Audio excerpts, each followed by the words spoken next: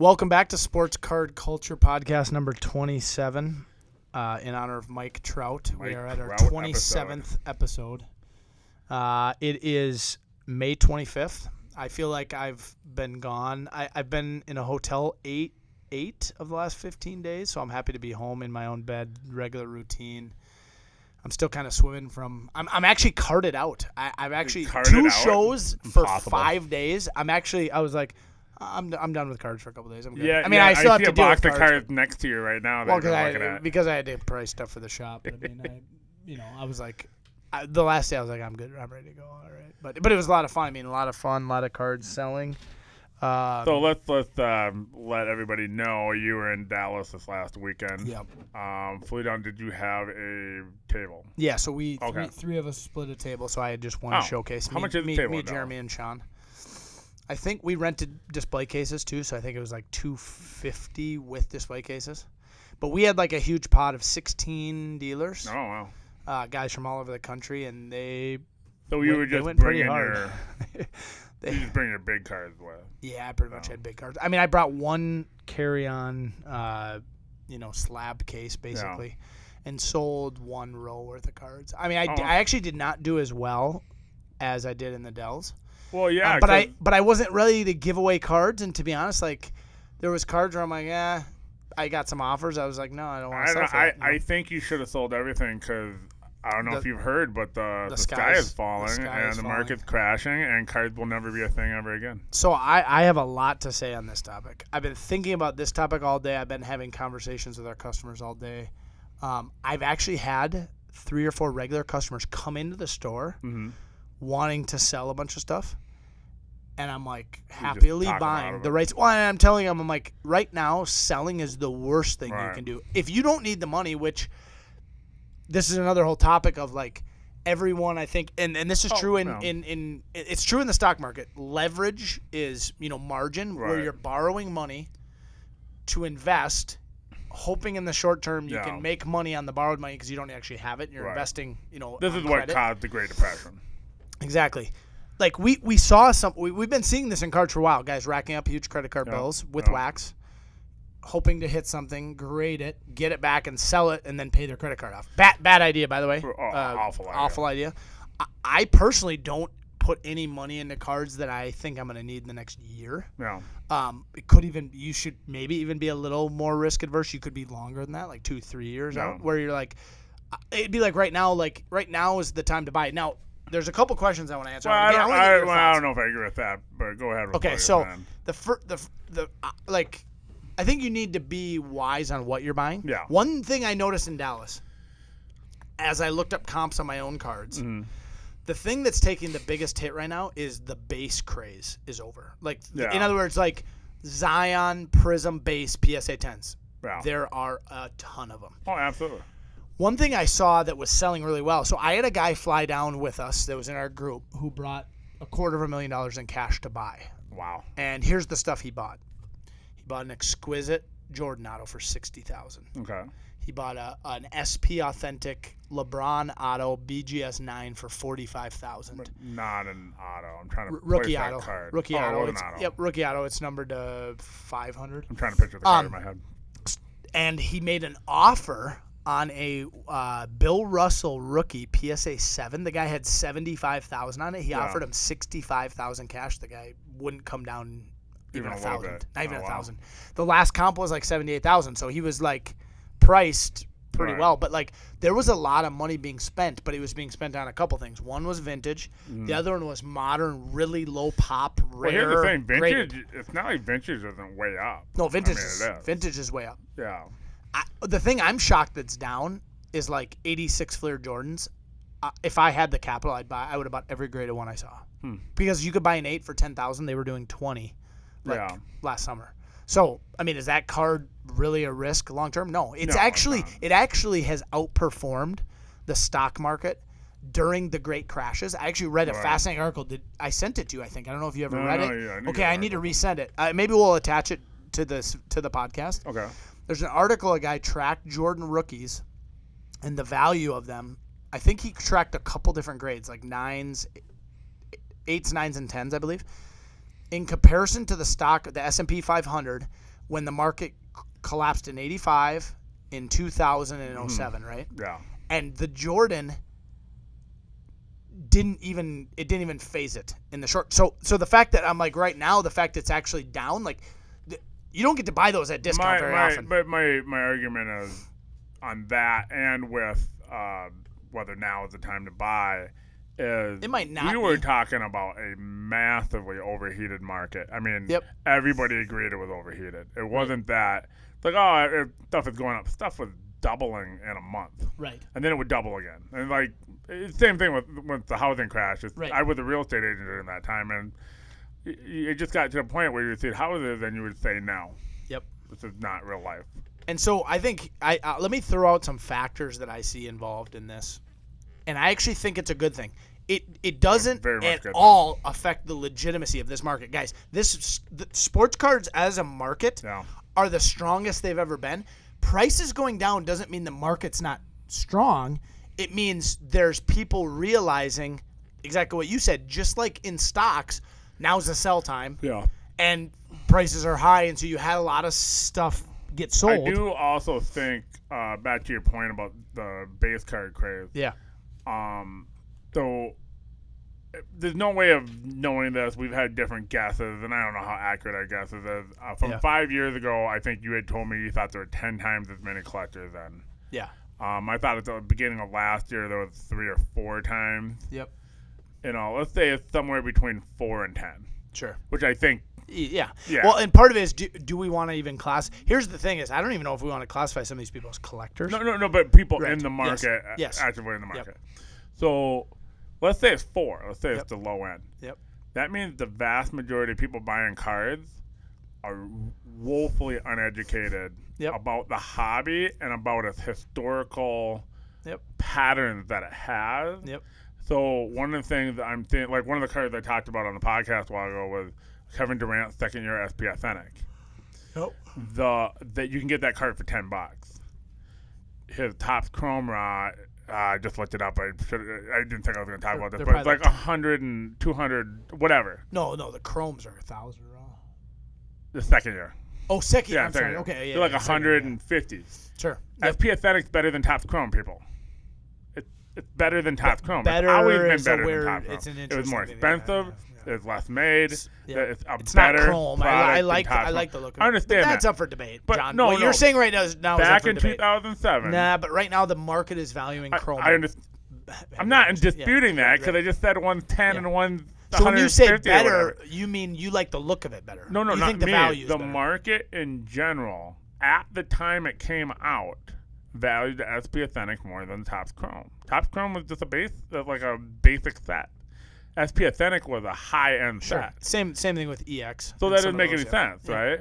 So you look at the same token, you look at Kobe's Topps rookie, 10, and it sells for double what the Finest sells for. Sure. Finest is a better product than Topps by a lot. So some of this, I don't know how you're like. What are you? Finest has always been superior to Topps. No. We're talking about Not Topps paper. I can't buy not Topps Chrome. No, I'm talking about paper. The paper outsells the Finest. No. I just looked it up today. I just got back a PSA 10 Kobe Topps, which by the way is a great and example it's going for, of 3? They're down to like 3,700. Okay. They hit 10. The Finest, I saw Finest comps at like 1,700. 10th? Yeah. No. Look it up. Really? Evan. Oh, okay. I was looking it up today, unless I completely. That would be a shocker that. But you get what I'm saying? Finest is better than Topps. But understand, there's something. You can buy Topps at the grocery store. Yeah, but there's something called flagship like recognition. I understand that, and I understand that is what's happening. Yes. But what I'm also telling you. But it doesn't outsell the refractor. No, the Finest refractor crushes all of them. So that's what they're doing is they're kind of putting the value on the refractor. But here's the thing: you can buy Topps at the grocery store. Yep. I can't buy Finest at the grocery store. Finest is hobby only. Am I right? I'm right. No, the last Kobe. That's paper. Finest. Wow, that's not the right price, even though on that paper. Sorry, let me pull it up. I'll pull up. What's happening? What are you looking? Evan shows Clint. Now I'm in the dark. Well, I'm wondering if I I'm don't right. think that 4,500 is the right comp because I think they're lowering that too. It's but like 37. Yeah. Yeah, there's a 2,100 for a finest. It's still Double. more. It's still Like- more. Yeah. No, I saw some at like 3,300 Yeah. today. But yeah, the paper tops is outselling the finest. On what planet is that real life? No, in this planet that we're in right now. Let me say a couple. Wait a things. second. Yeah, yeah. My point being, at some point, all these new guys are gonna go. Wait a second, the finest is better than tops, Sure. right? The reason why the Chrome is outselling the SP Authentic is SP Authentic's not a thing. Upper Deck hasn't had licensing for 10 years. About 10 years in basketball, right? I think it's 2012. 2012. Yeah, we're getting there. And Yeah, so yeah, all couple these new years. collectors don't even know SP Authentic, especially if the last time you collected was 1998. Yeah. You know, that would have been, first year of SP Authentic. You were getting out of it. Mm-hmm. SP Authentic ran the entire time you were out, and then you got back into it, and it's still not. You don't even know about it. Right. And so my point being, I think a lot of these new people, which outnumber the people who have been in it, are starting to learn more and starting to look at their collection and go, why am I valuing this over this just because somebody told me that it's worth more? Right. That's what I'm wondering might be happening too. A little bit of that, but I think it's more. I think that big picture economy stuff. No. The stock market's down. Crypto's down. People's stimuluses are the unemployment's coming to an end. Maybe. Maybe. I mean, we have. I don't know. I think people. I mean, there's a lot of financial factors. Part of it is I think a lot of people got into cards as an alternative, short term.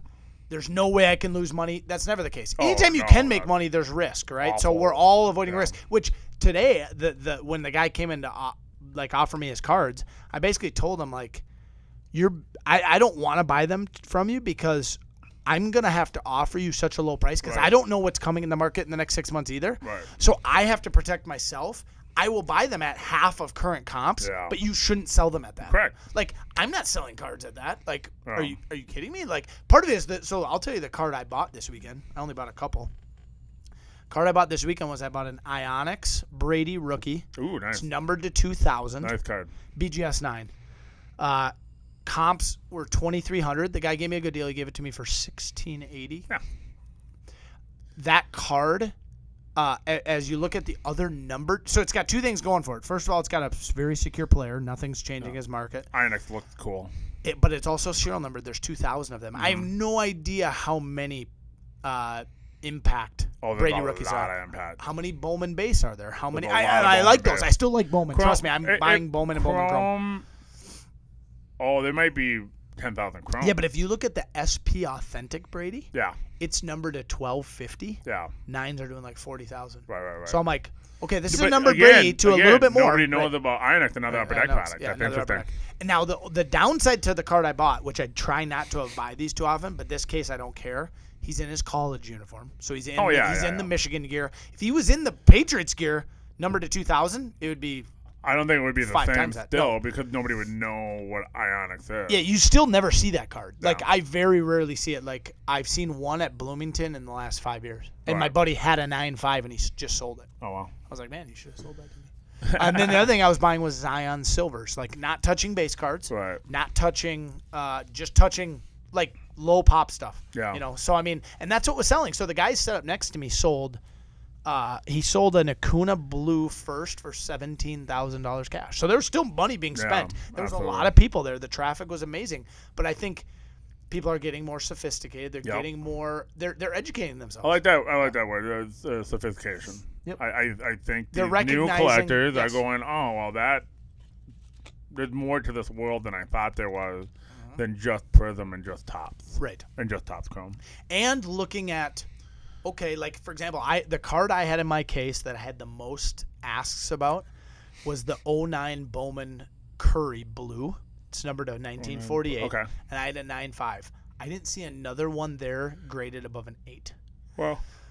And it's one of those hard cards where it's like, I'm not in a hurry to move Steph Curry. right. Like, Steph Curry is an like, I don't want to sell that at a discount. Well, I actually don't even want to sell it at like console. really reacquire that card No, necessarily. and the only comparison is like a PSA 10 sold for like 11,000 a couple months ago. It's like, and there's no BGS 95s that have been listed or sold in the last 2 years. Yeah, where are my like, BGS cards, Clint? Yeah, I know they're taking a while. I loved it. I got 2 or 3 calls today about PSA, and we're still waiting. I don't know. I still. Did you see the post? What's What's the guy's name that bought it?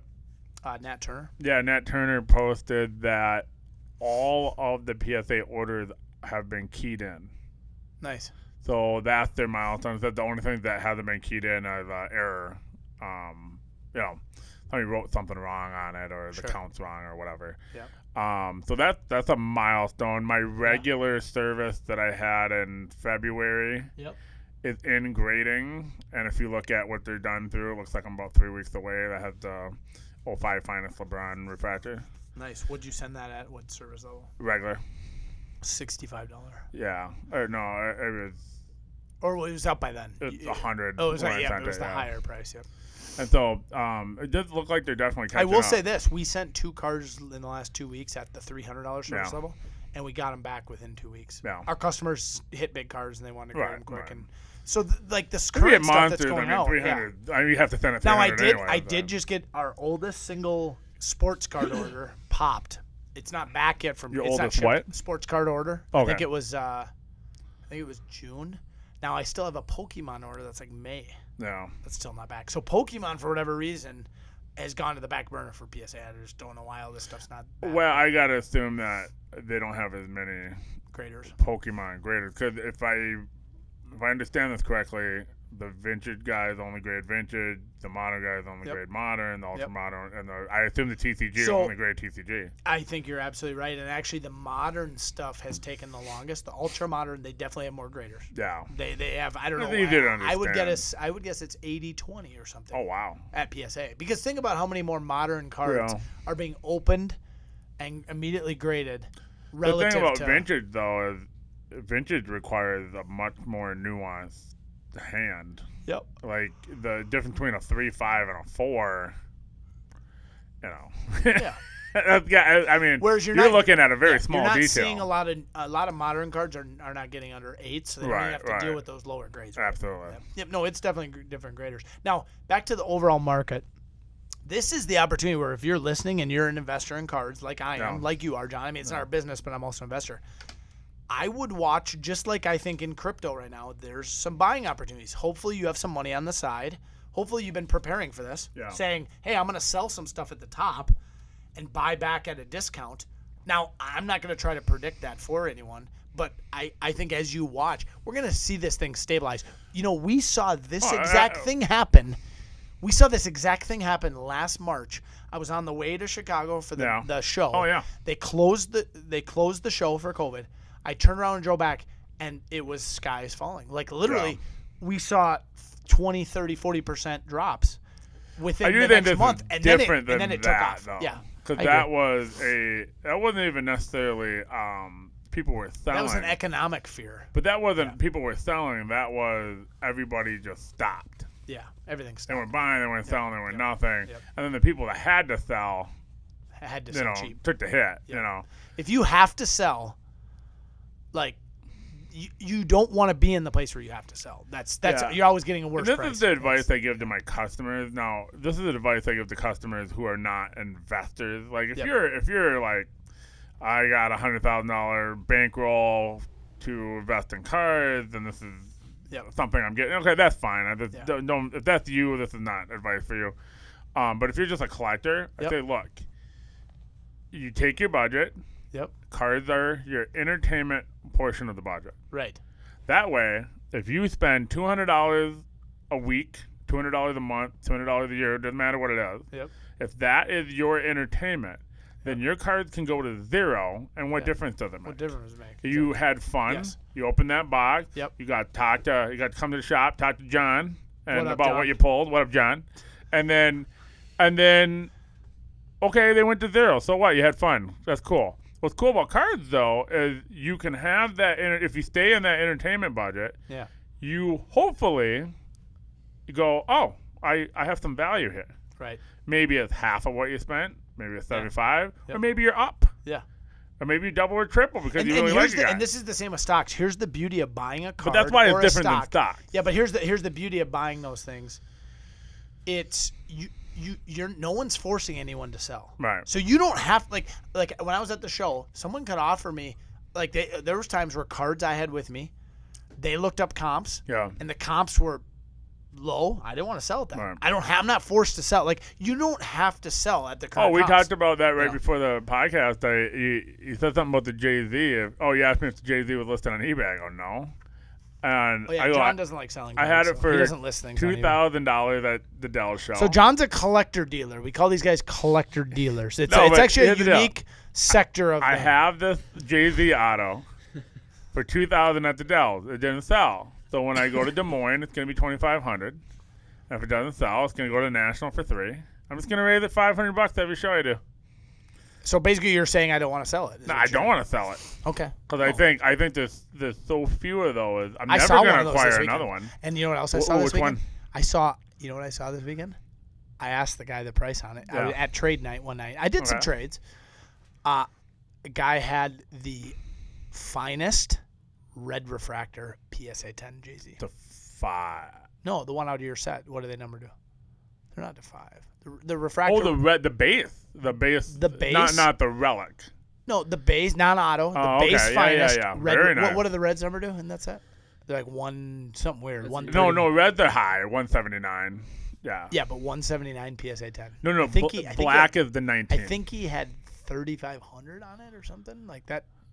That's pretty high. I don't even know if that's. That's pretty high, I would say. I think that card though in a PSA But that's 10 is a probably big deal as card. rare or rarer than your auto. Yeah. I don't know how many autos. But what you're looking for in finest is black, number 19. Oof. I mean, there's one-on-ones, but number 19 is like, what's up? Boomtown. I had like I had 3 blacks, so not Random very good players. players. But Jay-Z would have been. I sold a Carmen Electra to a customer. Oh, actually, the guy. It's funny. So we talked about last week. A guy found our podcast on the way to the Dells. Yep. Well, he came in the shop, Nice. and he brought his friend, and his friend bought a Carmen Electra off me. So. That's funny.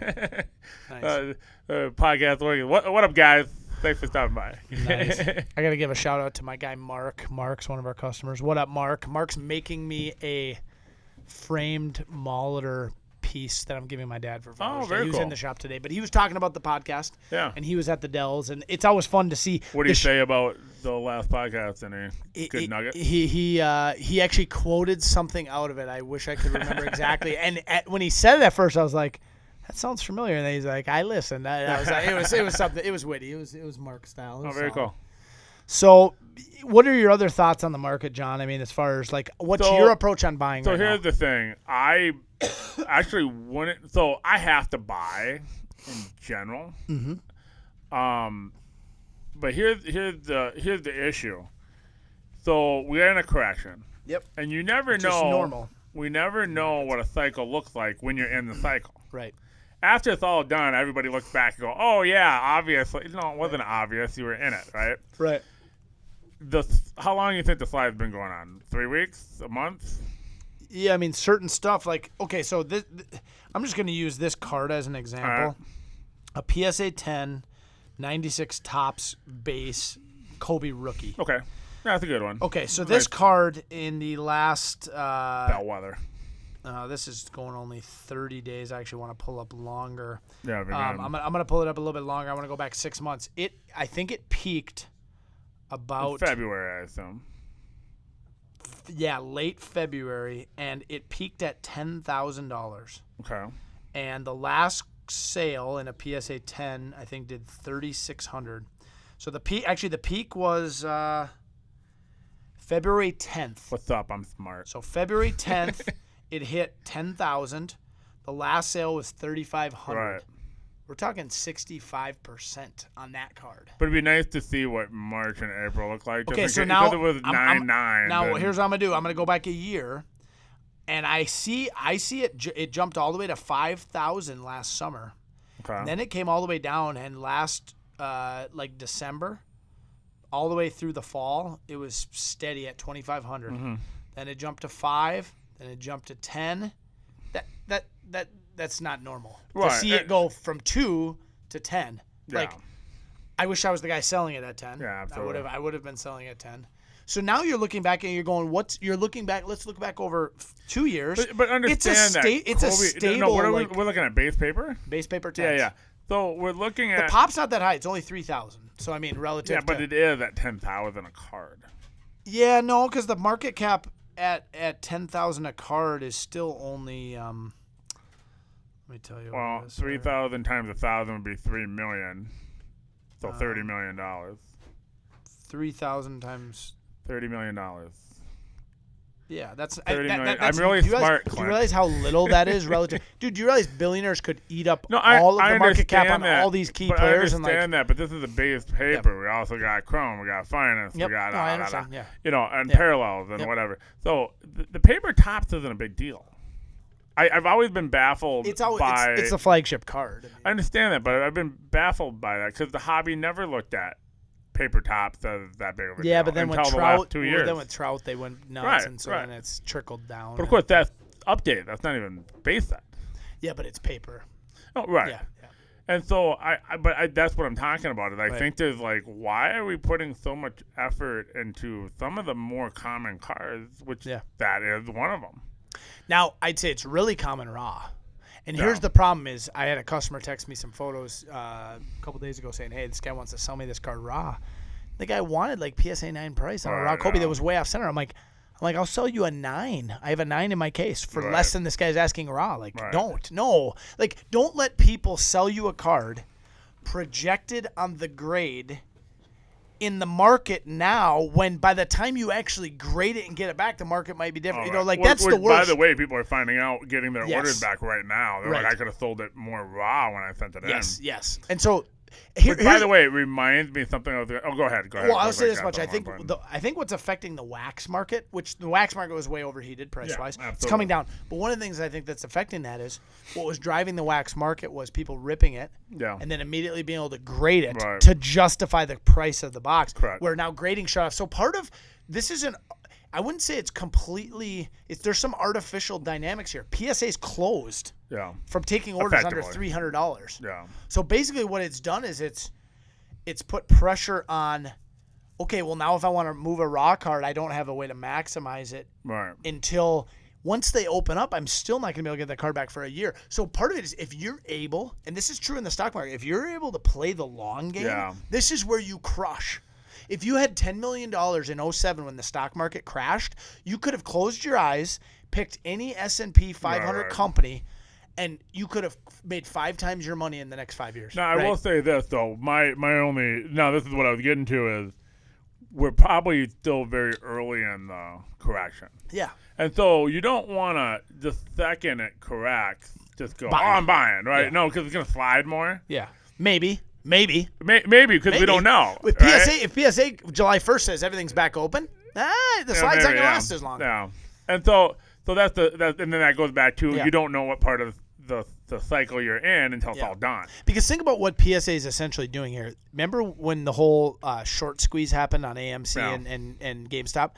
Robinhood stopped allowing you to buy but not sell. How they're going to get away with not being bankrupt after that. So let me ask you this question. How right now people are allowed to sell cards. Yeah. But they're not allowed to buy it in the sense of acquiring new ones. They're not able to grade. Yeah. But they can't acquire new graded cards. Right. Yeah. So essentially we have some of that same dynamic. This is the first time I've actually thought about this as we're talking, that there's some dynamic to the market being affected. Yeah. I think in a way bigger dynamic than we're aware. I mean, if there was a 13 million card backup at PSA, what does that say for, you know what I mean? Oh, yeah. For the fact that how many cards that were being acquired new were then being bought raw to be graded. You know, so a lot of it, like, and then the question's got to be, too, though, as PSA is returning these big mountains of cards, got to remember there's probably like 2 or 3, like, big jumps of submissions. Yep. What happens when all those hit the market? Yeah. Now there's a big flood. So what we might see is a correction and then a flood of cards at which, as supply goes up, prices go down. So then people are going to be sitting on. one, a PSA bill, which they might have put on their credit card. Oh man, think about that. I sent out, you know how many times you see videos of people like, oh, I just got a 2,500 card order. You don't have to pay PSA up front. But you don't get your card shipped if you don't pay. No, but that's what I'm saying. Yeah. But now, 2,500 cards, let's say we go back to $10 a card. And I sure as hell, excuse my language, hope they weren't base jaw mosaics. You're the first person to swear on the podcast. Not that that's a swear. So to all of our customers, that I would be advising, like. But do the math. The 2,500 cards, which I've seen multiple, 1,000 cards. Yep. At $10, which they moved up. They moved up, but that's the old now price. You got a $10,000 bill. Yep. That you gotta move some cards. Well, to be honest, financial responsibility in general is lacking in America. Correct. The amount of credit is unbelievable. I would never advise sending in cards that you didn't have the money at the time to grade, like right now. And that's actually why we charge people up front, because last thing I want to do is be stuck with a bunch of Well, where you had to sell. You had to sell the bulk of it just to pay off your bill. Right. And that's just going to create a bigger slide. And that's why buying specific stuff, like there's a reason I bought a numbered Brady rookie that's graded. There's not an oversupply of those, and the demand is not really going to go down. Yeah, Brady's very much Jordan. So I think right now what you're going to do is I think you're going to see less speculating on the current guys, prospects for baseball, and the rookies in basketball, because you could grade every silver, and then if a guy popped, you just make all this money. Which would be nice, because that will put downward pressure on wax prices. Yep. And I actually really hated how high wax prices were. Because it takes a lot of the fun of the hobby out. Yep. Because now it's people out of the market. I get it. Well, it's just like, okay, I bought this thing, and now you're going like I remember skunking on $100 box, going, oh man, it's like that doesn't make me feel good. Yeah. $800 box, right? And it's the same box. Yeah. It's the same box of Prism, right? That I bought for $225 in 2017. Right. And I'll say this much: as you look at pop reports, which I think is the crux. Pop reports tell us supply, right? Yeah. And supply is so directly connected to pricing. Demand is the other part. I don't think demand's being affected much. No. Unless you're the person, like for me, the demand actually goes up when prices go down, because I find value. Well, no, right? that is opportunity. Okay, so anybody going to college right now who's taking econ, I'm going to give you the answer to one of the questions on the test. So you're going to get a multiple choice question that says, as prices fall, what goes up? Demand. No. Quantity demanded goes up. Because demand is the base level that people want. Yes. That's demand. Yep. The quantity that I'm willing to buy is what goes up. Yes. Not the demand. Because, like, let's say I really like dolls. I've never demanded a card at any price. Right. And so what happens is they trick you. It says, one says as price falls, one answer, A is demand goes up, and then B is quantity demanded goes up, and then there's a couple other ones. It's quantity demanded or well, think about this. Like let's say you wanted to buy Jordan Fleer rookies. Falls. You wanted to buy 2 PSA 8s, and you were watching the summer, you're like, man, these are pretty high. I don't like it. All of a sudden now, you could buy 2 8s for the price of 1. Right, and so now you're like, oh, I'll buy 2. Yeah, I'll actually buy 2 because I really want 100. I wanted 1. You want 100. The demand is 100. I actually want all of them. I want all. Every PSA 8. By the way, that's a very card collector attitude. I'd like all of them, but how many are in the pop? I'll take them all. Oh, no, yeah. Think about just all the player collectors who are like the super collectors. They want all of them, and that's the drive. Or if you just like one card, and so I want 300 of them. I had a good talk with Ryan at Real Breaks, and owns the shop in Champlin, and like he said, so they break a lot of baseball, and he said, he didn't like what you said. He's like, we don't cater to the gamblers in the hobby, meaning like the high end. Impeccable, immaculate, all these flawless. Like the backbone of their business is breaks for collectors. Yeah, guys who team collectors, player collectors, and collectors right now are not fire selling their car. No, they're not. Do you think I've ever sold a Paul Molitor card? Well, I don't think I've ever sold one. They weren't really buying. And Well, they were getting into breaks for They their were teams. getting breaks, Yes, but at a much lower pace. The collector. Well, that's something I want to ask you then. Yeah. So, do you think any of these speculators, who are a big chunk of the new collectors, or new whatever, the flippers, do you think we're going to convert them into classic collectors? We're building sets. Yes, I think, player collectors, really that's what I'm old doing. school Like, stuff. I'm old school. Like, I'm working on a But you are kind of T206. old school. I'm talking about the school, guys who got in the last 2 years. Though. Yeah. Do you think there's much conversion there? The patience for that. Yeah, well, part of it is Are you a speculator more than a collector? I'm just saying, I don't think You think in general? Yeah, in general, I don't. I agree. I don't think this generation has the patience. And here's the thing: making money, get rich quick schemes don't usually work. They're not really like. There's a lot of biblical reasoning for. I take exception to the usually. I don't know of one that worked. I mean, it might work at one time. Yeah, but like it doesn't keep working. No, right. It doesn't keep working. And so, like, the idea that everyone in the hobby was always going to make money and was never going to stop, like, that's very naive. I think it's also very risky and it's dangerous to think that way. I think you want to, like Mike and I laugh about it. I go, we were making money in 2015 when, like, there was all of 3 shops in Minnesota in the Beckett. I looked at the Beckett today. Yeah. There's 13 shops listed just in the Beckett now. Yeah. There was 3 then. Yeah. So, like, and we made money. We weren't selling boxes for $8,000. Well, here's the thing. That's the other thing too. You could have from a shop standpoint and from a hobby standpoint. I think the low point was 2003. I think that was the low point in the hobby. There was plenty of activity. Sure. Now, granted, there weren't everyone that ripped many all that LeBron stores. stuff. There wasn't that many stores, but like there were stores that were profitable. Sure. And we're gonna find out right now who the bad actors are in the hobby, because they're the ones that are going to be able to weather the storm. Yeah. Now, I don't know if I'm a good actor or a bad actor. We're going to find out. Part of it is we're at an advantage cash-wise in our business because we have no debt. We have a lot of cash.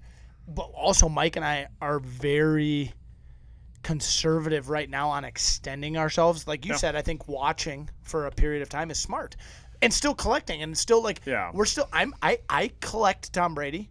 And Mike collects Mahomes. Right. Mike's like, sweet man, I get to buy Mahomes at half price. We didn't like buying the prices we were buying. I was talking to another dealer who was a couple tables from me. He lives in Blaine, and he was selling Pokemon.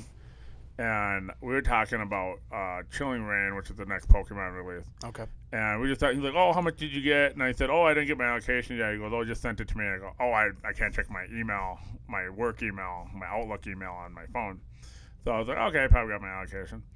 And he just mentioned, he goes, like, I don't know what the number is. Yeah. But he's like, oh, I put in for 330 boxes or whatever like that. And I said, why are you doing that? Don't do that. Yeah. And he goes, well, why not? And I go, because we have the same. Because you could get we have the same distributor. And I go, you're not going to get 300 boxes. Why would you expose yourself to absolutely unnecessary risk? Yeah. And that's what I kind of shared with them. Like, they don't care how many you order. That's not part of their formula. I don't know what their formula looks like. Yeah. But I pushed them to sort of give up a little bit of it, and how many I'm willing to order when I'm.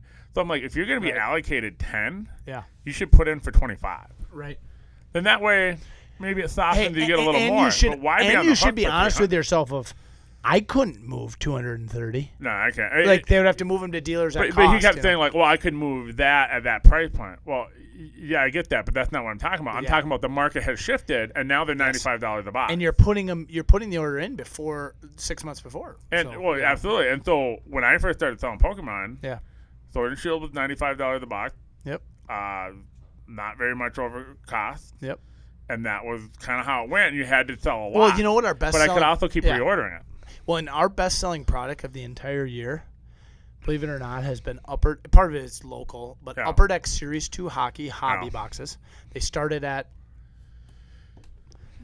$120 and then $140, then $160. Now they're maybe like $190 or whatever. Yeah. But part of it is that's still a very affordable box. So Upper Deck hockey, specifically hockey, didn't see these crazy inflation prices. So people, the collectors are still there. Yeah. They're like, hey man, we love hockey because we can buy a hobby box for $200 or $100, and it's like what it's not. Where's the now same what product is the normal price of 800. that box as of like 3 years? It would have been half. $100. Yeah. No, they've never been under 100. I don't think. Oh really? Since we've been, maybe okay. 90 was like our first year. I was gonna say 90. like $90, $100. 90 to 100 is so 2016. So maybe. think about that. So 90 to 100 to 200. Yeah. Whereas Prism football back then was 100.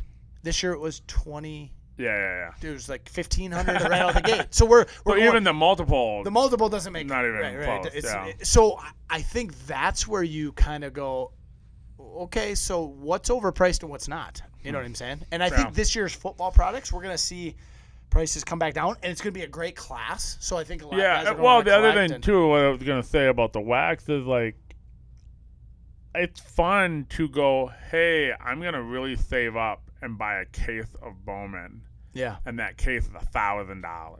Yeah. Or it's $1,200, and that's a lot of money. For sure. And we're going to rip a case, and that's a lot of cards.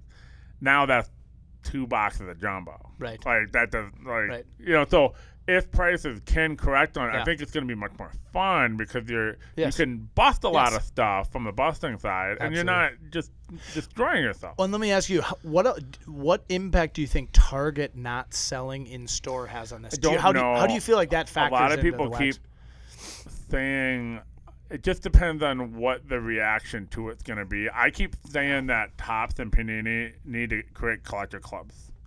And then you pay $99, $200 a year. Yep. And then every time there's a release, every account can get so many. Yep. Well, that bypasses the bots because you have to pony up $200. You have to pony up, but then there's an address attached to that, so you can only have so many addresses too, right? So they could go like 4 accounts per household per address. Yep. Well, I mean, it's really hard to. Well, then you're going to have to sign up for 100 post office box. Now you got to pay for that. Right. I think that's really the solution for direct to consumer. I actually think I'm surprised. So I understand. It'll help hobby shops. I understand why Panini and Topps and Upper Deck went through Target and Walmart in the dry years, right? No. Now I'm kind of surprised they're not just selling them directly on their website. Well, why they're selling? We talked about that today. I already know the reason why. Okay. So think about if you're smart, and I'm not saying Topps and Panini are smart, but I'm just saying if you're smart. You have established a sales channel with 2 of the largest retailers in the country to move a bunch of product. A bunch. And in the low period, you can move a bunch of product. I'd be curious how many hundreds of millions of dollars they move through. I would be very wary of destroying those sales channels for a 1, 2, or 3 year hot market to take some cream. Sure. And then all of a sudden have to reestablish those sales channels when it's back to normal or close to normal. I think it's smart. So I wouldn't want to destroy my relationship with those companies. Now, if Target's the one saying we don't want to carry it because everybody's they don't want to deal with pulling guns on each other. Well, they're making so little money relative. They don't make any money on it. No, here's the thing about Target. Target never, or Walmart never really cared because it was like they didn't stock the shelves. Yep. They just gave their space up. Yeah, they just gave their space. Was it? I think it's probably, I don't know what it is, but it's probably a monthly fee for the space and then a spliff on sales. Right. So a spliff is just a small commission on sales. So I don't think they made all that much, but it was like they didn't have to do anything. I did hear this rumor, and I think I don't know if it's been posted somewhere, but I think prices on retail are going to go up. 50%. Yeah. So 20 to 30. Yeah. Which is smart. Oh, I'll tell you this, though. That will slow down a little bit, which will create less craziness. But somebody's like, "Oh, they're raising the prices." They haven't raised the prices for Blaster. I know. Ever. I think they started out at $20. Now, let me say I don't know something. when Blaster started. We've talked a lot about this on the podcast, but I think some of that is inflation already. I think some of that is inflationary. Well, that's what I said. I said from inflation alone, they should be like $45 a box. Right. So some of the up prices on Blasters are just like, I don't know, they were $20 12 years ago. I can't believe they still are, right? Right. Yeah. Now, usually the trick is you reduce the quantity. Mm-hmm. So you say, I'm going to keep the price the same. I think we talked about it in the podcast. I'm going to keep the price of the candy bar at a dime, but I'm going to reduce the size by 40%. And then everybody goes, it's still a dime. Well, I mean, you're getting less stuff. I would argue that the quality of cars have gone up, not down. So I agree. now the 100%. quantity made has gone way down. Right. So you're not getting blasted with 220 cars per blaster. So Right. I don't know how much manufacturing costs play into that either. So it's all kind of relative, and then cost of autographs as well. Now, I was talking to you about something, and then I stopped because I said I want to talk about it on a podcast. I've completely forgotten what it was, and I didn't write it down. Do you remember what that was? I started saying something like, "Oh no, I should save that for the podcast," but I didn't tell you very much. Story about are we gonna talk about Damien the water stuff? Oh no, okay. So we gotta talk about Damien. What up, Damien? Damien's in the shop. Damien. He's looking at his cards. So Damien told me a horrifying story. Was this yesterday, Damien? Yeah, I think it was yesterday. And he comes in and he goes, he was coming to our shop last week when we taped. But he got here once we started taping. And so if you've listened to every podcast, every once in a while you'll hear a phone ring. Yeah. Or somebody coming in. That's usually Damien. So he had 4 shoe boxes, and he forgot his keys. I'm trying to remember the story right. And he had to put down 2 of his shoe boxes under a tree. And then he got his keys and then went out the other door and completely forgot his 2 shoe boxes. Now, when he was telling me the story, I was like, somebody stole them. Not rainstorm. And so science experiment.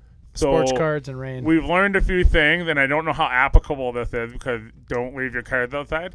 Yeah. But graded cards, did you lose any graded cards? Didn't lose any graded cards, but didn't have very many. So graded held up under the all of the top loaders were destroyed or waterlogged. Yeah, waterlogged. But he was able to save the ones in the semi-rigids. And my guess is the thin ones you were able to save, but the thick ones you were not. Well, and because the semi-rigid is actually tight enough to so hold on a base some water. Card, now, you couldn't dip it in water upside down, but if you held it the downside. But on a base tops card, it's so thin, it's flat. Yeah. And those? So the encased ones survived. They did not. Oh, so the encased ones got. So if you're dumping Coca-Cola all over your cards, your semi-rigids This is a marketing for PSA. Get your cards graded. Yeah. Oh, no, yeah. So you can leave them in the rain. That was always the thing. Like, people go, well, I'm getting it graded to protect my card. Yeah. That's a very real thing. Now, this leads into something else. We talked about this before, is as time goes on, cards get destroyed. Yep. We were having this real floods. Tom Franson, what up, Tom? What up, Tom? Tom Franson last year in his old shop, he had a pipe burst, and I want to say it was like 20 monster boxes. Yeah. Of like good stuff. Decent stuff. Well, like I was saying, this real morbid story of like as we were flying to Dallas, I probably had 20 dealers on the plane with us. Right. And all of us had cases of our highest end cards. If that plane crashes and burns, there's it's $1 million. Multiple millions of dollars just burned up, gone. Right. And not only that, you don't actually even know what's gone because the pop reports don't reflect it. So like even we talked about you might say, there's 300 available. No. Like right now there's 300 Jordan rookie 10s. But there's probably at least 10% of those that. Well, I don't want to venture a number of how many less there are, but there's been a fire where Jordan got burned up. Not only that, there's been some people that lost them somewhere and they still can't find. So they might get found. I don't know, right, in an attic or in somebody's cult. But I'm talking about permanently gone forever. Like house fires happen, broken pipes happen. Which this is different than the stock market that way because your stock electronically can't get destroyed with a fire, an earthquake, or whatever. No, here's the thing. Like when the first week I got into the shop, I flushed the toilet, and the toilet starts overflowing, and I don't even realize it. I was about to go home, and the water, the I don't know, something was wrong with it. Yeah. And I just happened to go, I'm going to work for another 30 minutes, and it was like 2 a.m. I would have flooded my whole joint and the staffing agency next to me. Now, staffing agency, I don't know how much they're going to lose, but I got stuff on the floor. Yeah. I got probably 5 monster boxes with maybe 20,000 worth of cards. If I get a flood, they're gone. Right. Now it's not my most expensive stuff, but but they're monster boxes. Well, I so mean, it's you a lot of cards. remember when there was in Northern California, there was literally an entire city engulfed in fire. Like, Well, how many? There's tons of collectors in those cities. for sure. And- I was saying every house has cards, but like No, but like out And of are you gonna- 100,000 people, that can support 2 shops. 3 shops. I mean, are you going to pull out your PSA 10 and carry Probably. it with you? Yes, but like there's other stuff that No, but there's stuff numbered, Yeah. $250. That's $100, $20, $300. Yeah, I mean, you're not really too concerned about that. If you got a Jordan 10, you're probably going. It might don't actually, go back in the house. Like I'm going back in the house. It might actually be at the bank already, or you know what I mean. A lot Yeah. of those cards are actually in vaults or Yeah. in safety deposit boxes. No, but like, yeah, I mean, there might be a couple cards I'm willing to go in a burning house for. right. But for the most part, I don't really care about my cards. I'm just No. trying to get my family out. yeah, and, for sure. My actual physical health. And is far so more that important. is an example of like the quantity that we think exists doesn't. Especially, well, one of the things we were talking about, the Fleer Metal Garnet that you picked up. Yeah. Fleer Metal Garnet is a little bit different, but that card was only worth about $3 for the longest time. Right. Well, there was a ton of people that didn't even sleeve that card. Right. So that card's been getting scratched up for 30 years or 25, 20 years. Yep. And now it's like, oh, we got a great. Well, sorry, it's all scratched up. Right. So now it's not permanently gone, but that's never going to be a 10. Right. Because people are like, I don't want to waste a penny on the sleeve on this card. You Yeah. know, it's not that much. Right. You know, and so that's destruction, man. So how are we doing here? Lakers 44, Phoenix Lakers 38. up 6, yeah. They think Lakers are gonna. Pretty low scoring. We're almost at halftime, and Yeah. it's Very, very. No, I never Poor finished that shooting. game. I didn't even know who won that first game. Phoenix did. And then the Mavs are. You think Anthony 31-24. Davis is going to just go off at some point? Because he's just been. yeah, he's been underwhelming. Yeah, underwhelming's a good I'll- word. I'll be honest though, Devin Booker's the real thing, man. Him He's and kind of Ayton, he's having a coming out party as like a legitimate superstar in the league. bucket. First NBA playoff series. He had 34, I think, in the first game. Yeah, then actually, which one is the Bridges on the Suns? Oh yeah, he's a big time Macau. Macau? Yeah, he was the lesser Bridges, right? Or was he the better The Bridges? guy can actually. No, wait. No, Miles is the one who can Miles jump is the on the lesser Hornets. Bridges, and then Yeah. he's the one that had the dunk. Yeah, Miles he's had the the dunker. dunk. Whereas, Okay. the other ones. I mean, they're both. I think you get all mixed up. I'm DeAndre like, Ayton is number 1 overall pick. He's playing pretty well. I don't he's actually understand- locking down Davis pretty well. I don't understand how he's not better though. He looks like a perfect specimen for a basketball player. Yeah. I mean, I think he's young. I mean, Do you think it's just an issue? He's just got to a bulk couple up a little years. more and get stronger and get a yeah, I little mean, faster. guys learn the game. I mean, even Kevin Garnett, If you remember his first couple of years on a bad team, like he was good, but he wasn't like Yeah, he okay, was this guy's better an than MVP. It took Ayton, him a though. while. Yeah, It took him a but while, though. He was. Yeah. He was. These guys able are to young come out too. right I mean, away. these guys. Yeah, Ayton only played I think 1 year of college. So. Yeah. Oh, he was 20 when he got drafted. Yeah. Right. Right. And then, but like it wasn't like a Marbury or even Anthony Edwards where like big numbers right away. Right. Or, yeah, I keep waiting for Ayton to. I like to call him Ayton anyway. So, got that. What else do we have to talk about? So you did a show. Yeah. So Dallas is Um, good. Now we got a little bit of a lull to get caught up on some things and hopefully get some cards Oh, back. that and then reminds me. So one July's of the things busy. I want to talk about just from a business standpoint is the show. Yeah. Show is when you. It's very much a business thing now. You can use this for multiple industries. For sure. And so we do this show, and then we talk about cost of the show from the dealer standpoint or from the business owner standpoint. And we were talking about a little bit about the cost of the table, and I'm like, cost of the table's kind of irrelevant. There's a point at which it becomes too expensive, but it's like you have to factor in all your costs. A lot of people would say, okay, well, the cost of food, the cost of gas, the time, the opportunity cost to close the store. Sure. But one of the other things is it's taken me almost a week to get the shop back to normal. And that's a direct cost to the show. Yes. And so that's just something I kind of want to mention for people running businesses out there. Don't overlook those hidden costs that don't come out of your pocket necessarily. It's labor. It's cost. absolutely, It's yeah. labor cost. And it's opportunity cost. 'Cause what else? Opportunities, How many cards could I have listed? Right. Well, and for us, that's why I lean towards taking less to the shows than I've ever No. taken. because of that exact reason. Part of it is, we're fortunate with employees and having a bit Mike as my partner. What up, Mike? What up, Mike? We still got to get Mike on this podcast. Mike stays back, and the shop runs. Yeah. So it's actually we're double dipping. Right.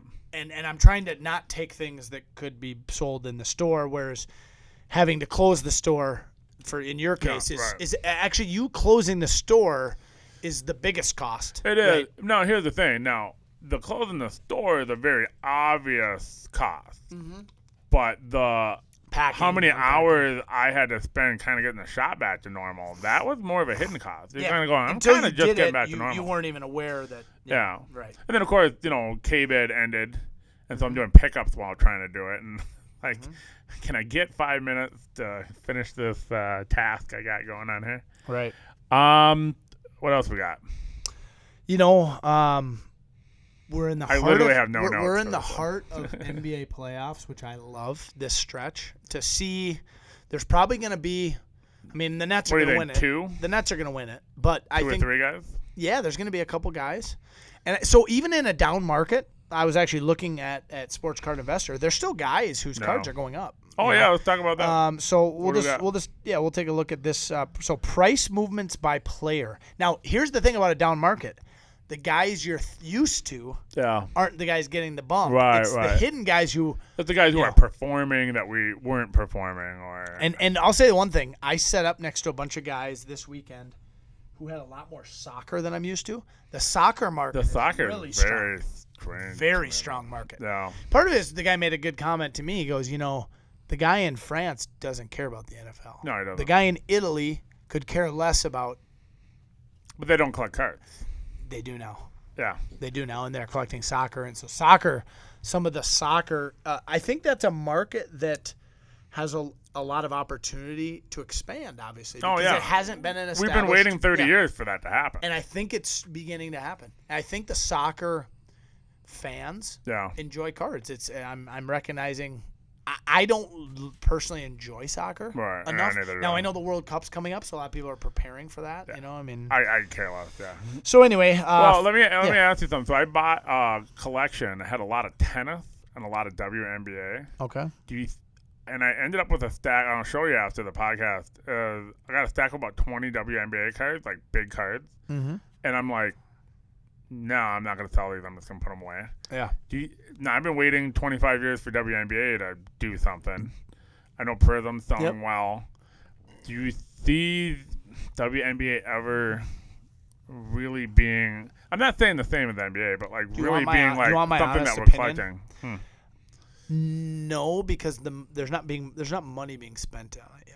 Okay. But I'm just asking, do you think I've been waiting 25 years. Do you think it's going to at some point? I really don't. Unfortunately, I mean, I think they're incredibly skilled. I think they're gifted. This isn't, and I don't think it needs to be this big sexist debate as though has anything to do with Well, the main thing for me is the reason why the WNBA. So the salary discussion and goes in the cards too. Yep.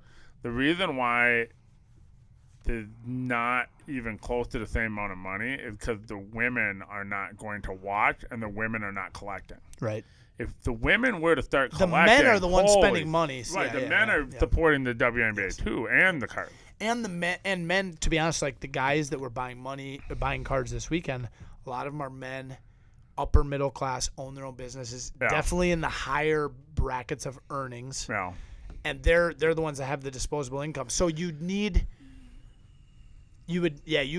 a big influx of female collectors in a high income bracket. Could we see, with the card market becoming significantly more mainstream, especially in the last 6 months, that we get a number of women deciding this is something that's cool? Because a lot of times people go, well, women don't collect. Oh, that's a bunch of crap. Women collect all sorts of stuff. I saw multiple women dealers. No, I'm not talking about cards. They collect shoes, purses, da-da-da-da. So the concept that they don't collect is not a true statement even at all. And I think as women, here's what I see a lot. Yeah.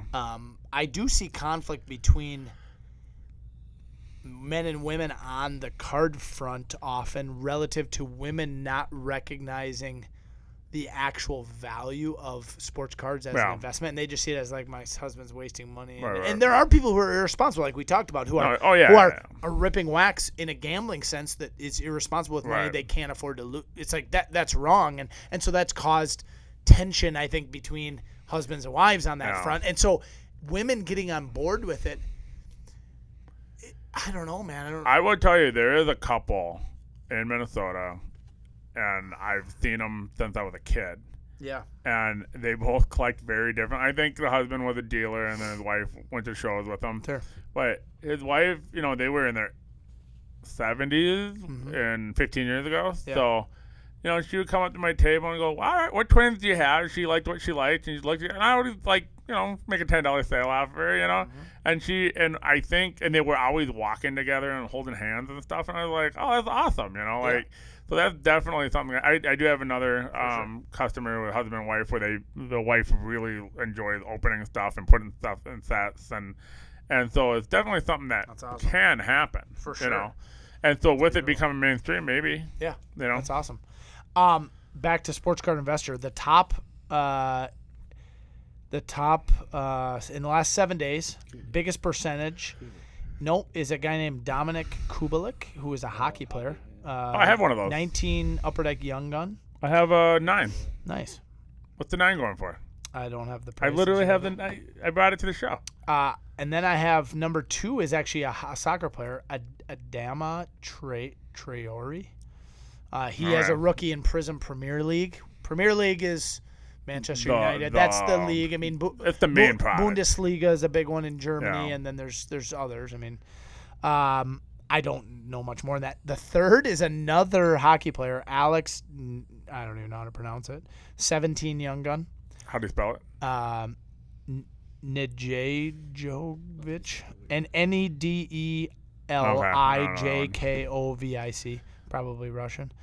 He has a Future Watch and a Young Gun 17. The next guy is UFC. Yeah. Now, so number 6 is the first of the big 3 sports. Okay. Obi Toppin for the Knicks, yep. And they're playing well. He had a big dunk. He's up. And the Knicks look like they're a fun team. They look like they're a team that could do some stuff next year. Yeah. And to be honest, there's next guy, Jordan Clarkson. He's 6th man. Won the 6th man award. Connor McMichael, another Young Gun from this year. Oh wow. Probably had a good playoff. A lot of game. hockey. Well, because you got hockey playoffs. Hockey's playoffs right now. I mean, obviously that will affect hockey and some guys. Right. Chris Middleton for the Bucks is next. Yeah, he had a good game the other day. And then Nate Diaz, another UFC guy fighter. So it's kind of an interesting Nate Diaz mix. Is very famous. Now, if I look at sales volume by player. Yeah. Sales volume by player, it's still our standard guys. John Morant moved to 1. Yeah. Obviously led them to that game-winning shot. Then LeBron, then Zion, then Luka, then Kobe, then Herbert, then Melo. So I mean, that's changed. Does John Morant get past the Jazz? No, they're not. The Jazz don't seem all that impressive for one seed. I was looking at their roster going on. Yeah, but Mitchell was out. Mitchell's back. Right. Mitchell's their best player. So. Right, but what was he out with? He was just a minor injury. No, it was like weird. He thought he was playing though, and he warmed up and then. Yeah, but if it's a bum ankle, that's gonna be a. No, he's good. No, he doesn't. I really want the Grizzlies to beat the Jazz. I want to see a Denver Nugget. They will not get past the Jazz. Yeah, they won't. They won't, unfortunately. But it was crazy that they beat them already. I want to see a Denver Nugget Dikembe Mutombo beating the Sonics. I believe. Yeah. 8th seed to 1 seed. Let's do it. All right. Well, I think I'm out of notes. Oh, that's a good one, man. The market I was out of notes the second we started the podcast. Nice. John was prepared.